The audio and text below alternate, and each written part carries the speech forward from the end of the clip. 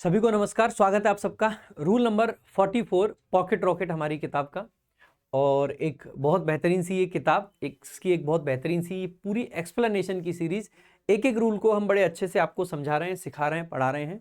तो अगर आपने अब तक चैनल को सब्सक्राइब नहीं करा है तो कर लीजिएगा, क्योंकि ऑलरेडी बहुत सारा कॉन्टेंट इस पर हम डाल चुके हैं और भी बहुत सारा कॉन्टेंट आपके लिए इस पर हम ला रहे हैं और अच्छा अच्छा कॉन्टेंट ला रहे हैं। ठीक है, आ जाइए शुरुआत करेंगे। आज का जो रूल है वो बड़ा ही सिंपल है। जब भी हम किसी प्रॉपर नाउन को एक कॉमन नाउन के तरीके से यूज करते हैं तो उसके साथ में हमें आर्टिकल लगाना पड़ता है। देखो दरअसल होता क्या है, एक बार थोड़ा सा अगर कॉन्सेप्ट को समझेंगे बेसिक से तो आपको चीजों की ज्यादा अंडरस्टैंडिंग होगी। प्रॉपर नाउन का मतलब होता है कि कोई भी ऐसा नाउन जो किसी व्यक्ति विशेष का हो या वस्तु विशेष का हो। जैसे मैं आपसे कहूं कि प्रशांत, ये क्या है, मेरा नाम है। तो अब मेरे नाम के साथ में मुझे आर्टिकल लगाने की जरूरत नहीं है, क्योंकि मैं अपने आप में क्या हूं, एक डिफाइंड चीज हूं। ना तो द की जरूरत है ना एक की जरूरत है। क्यों? क्योंकि देखो आर्टिकल द कब लगाते हैं, जब हमें यह दिखाना हो कि ये नाउन डिफाइंड है। जैसे बॉय, सो बॉय एक ऐसा नाउन है जो कि इंडेफिनिट सेंस हो सकता है, एक लड़का। और हम किसी एक विशेष लड़के की बात करें तो द लगा सकते हैं, द बॉय। तो अ बॉय और द बॉय दोनों चल जाएंगे, क्योंकि बॉय एक कॉमन नाउन है। कॉमन है यानी कि वो कई सारे लोगों के लिए यूज किया जा सकता है।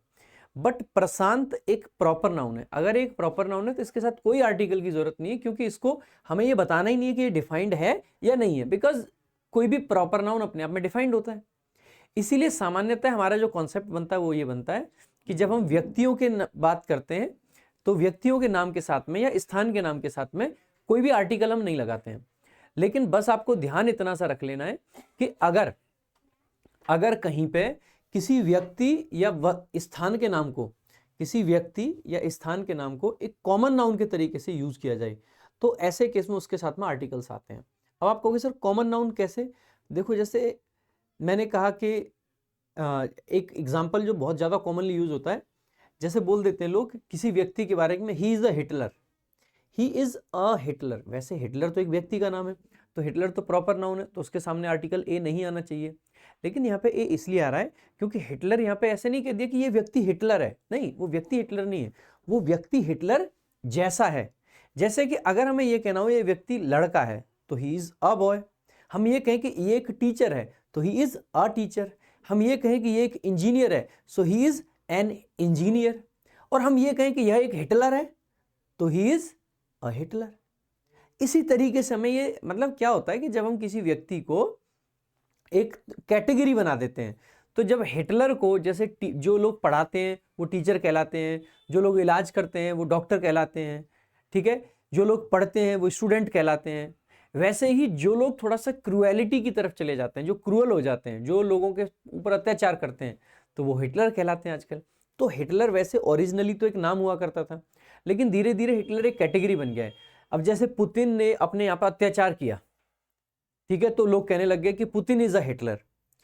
ध्रुव राठी ने एक दो वीडियोस बनाई मोदी जी पे कि मोदी जी तो हिटलर है, तो मोदी जी की तुलना उन्होंने हिटलर से करी, तो कह दिया कि Modi ji is a Hitler. है नहीं, वो मैं मतलब it is not my opinion, just example दे रहा हूं मैं, ठीक है। इसके अलावा कई बार क्या होता है कि ऐसे नाउन के सामने पीछे ऑफ प्रेपोजिशन और लगा देते हैं। ऑफ लगा देने से क्या हो जाता है, वो डेफिनेट हो जाता है।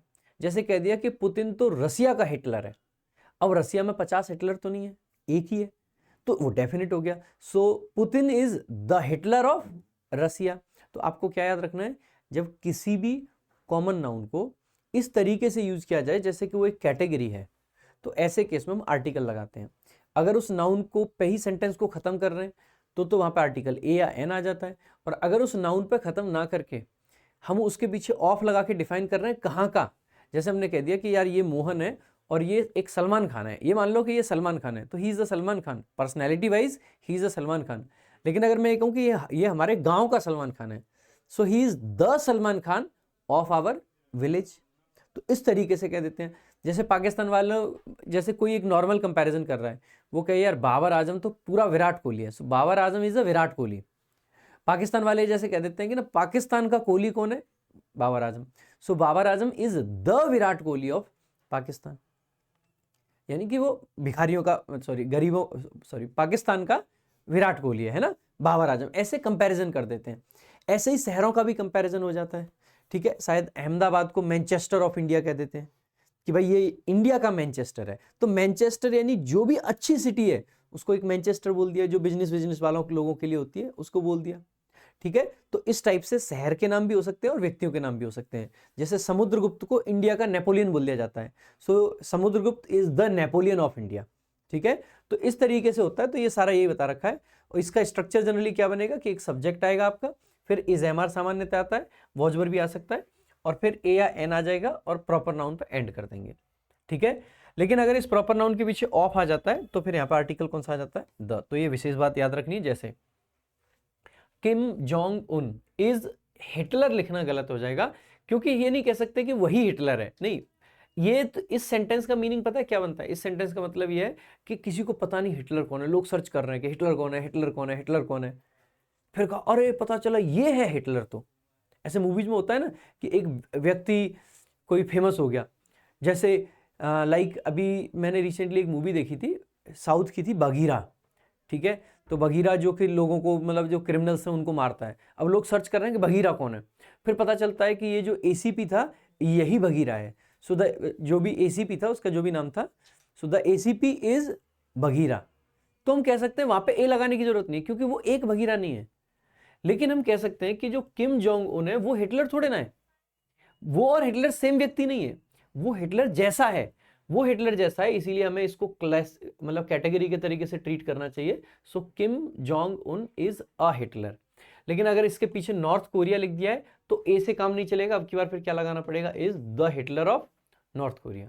जैसे यहाँ पे लिखा है ही is a Einstein of our generation, वैसे तो एन होना चाहिए, लेकिन फिर भी ऑफ लगा दिया, पीछे ऑफ लगा दिया तो आर्टिकल द का प्रयोग करेंगे।